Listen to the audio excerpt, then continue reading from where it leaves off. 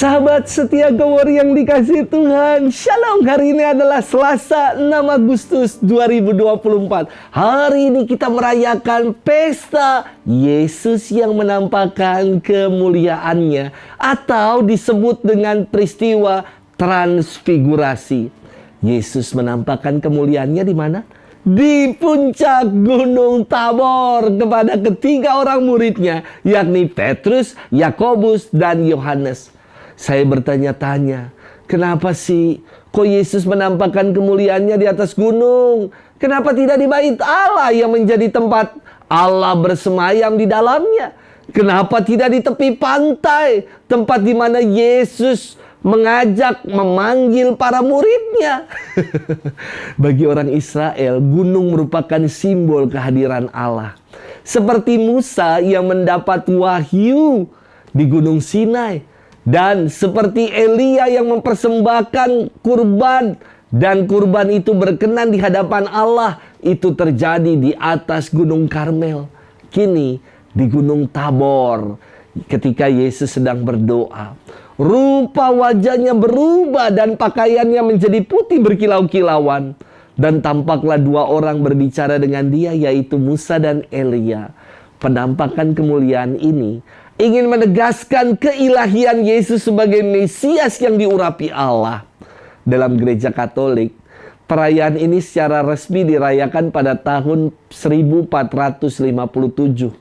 Dan oleh Paus Yohanes Paulus II pada tahun 2002, peristiwa transfigurasi dijadikan, dimateraikan dalam doa Rosario peristiwa terang yang keempat.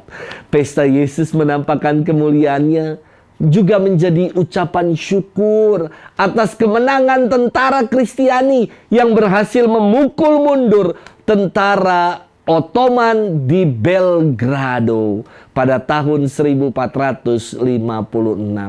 Kita akan mendengarkan firman Tuhan yang diambil dari Injil Markus 9 ayat 2 sampai dengan 10. Kita siapkan hati kita. Haleluya, haleluya, haleluya. Inilah anakku yang kukasihi, kepadanya lah aku berkenan, dengarkanlah dia. Haleluya, haleluya, haleluya. Tuhan bersamamu dan bersama rohmu. Inilah Injil suci menurut Markus, dimuliakanlah Tuhan. Sekali peristiwa Yesus membawa Petrus, Yakobus, dan Yohanes, dan bersama-sama mereka ia naik ke sebuah gunung yang tinggi. Di situ mereka sendirian saja. Lalu Yesus berubah rupa di depan mata mereka. Pakaiannya menjadi sangat putih berkilat-kilat. Tidak ada seorang pun di dunia ini yang dapat menggelentangkan pakaian sampai seputih itu.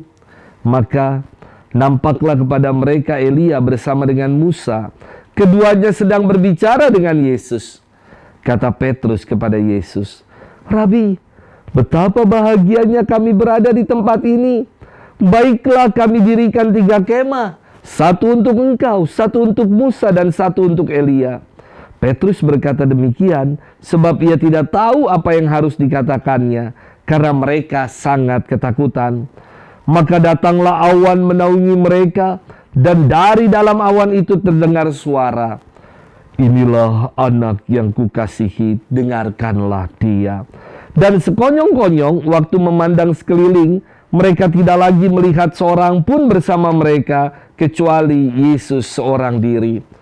Pada waktu mereka turun dari gunung, Yesus berpesan kepada mereka supaya mereka jangan menceritakan kepada seorang pun apa yang telah mereka lihat itu sebelum Anak Manusia bangkit dari antara orang mati. Mereka memegang pesan tadi sambil mempersoalkan di antara mereka apa yang dimaksud dengan bangkit dari antara orang mati. Demikianlah sabda Tuhan. Terpujilah Kristus. Sahabat setia Gowor yang dikasih Tuhan, Shalom. Banyak sekali aksi-aksi dalam film-film superhero. Dan superhero itu digambarkan dengan punya dua kehidupan, yakni sebagai manusia biasa dan sebagai superhero meta-human. Wah, manusia yang luar biasa. Contoh ya, ada yang namanya Bruce Banner. Kehidupannya yang biasa, ia ini adalah seorang dokter yang jenius, seorang ilmuwan. Namun ketika dia lagi marah, lagi ngamuk, ia berubah menjadi buto ijo, menjadi raksasa besar bernama Hulk. Ada lagi dalam kehidupan biasa namanya adalah Bruce Wayne. Ya. Tetapi ketika malam hari, ketika ia sudah memakai topengnya, ia menjadi Batman.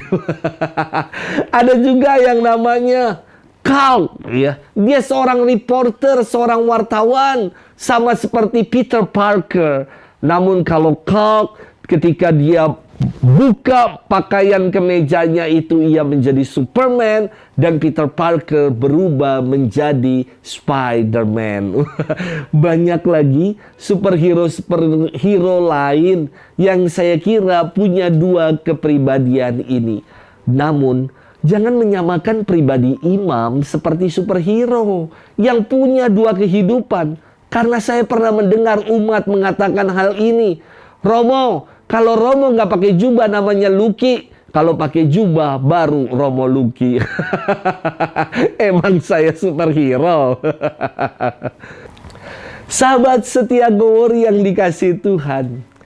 Pesta Yesus menampakkan kemuliaannya di Gunung Tabor. Ingin menegaskan identitas diri Yesus yang sejati. Melalui suara dari awan menjadi jelas sekali siapa itu Yesus.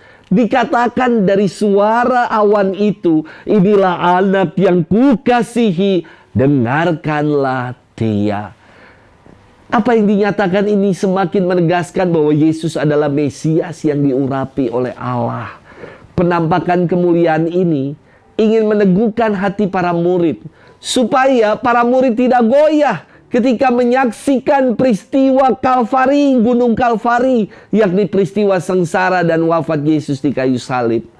Nampak sekali ya, relasi yang dalam antara Yesus dengan Bapanya yang senantiasa dijalin dalam doa.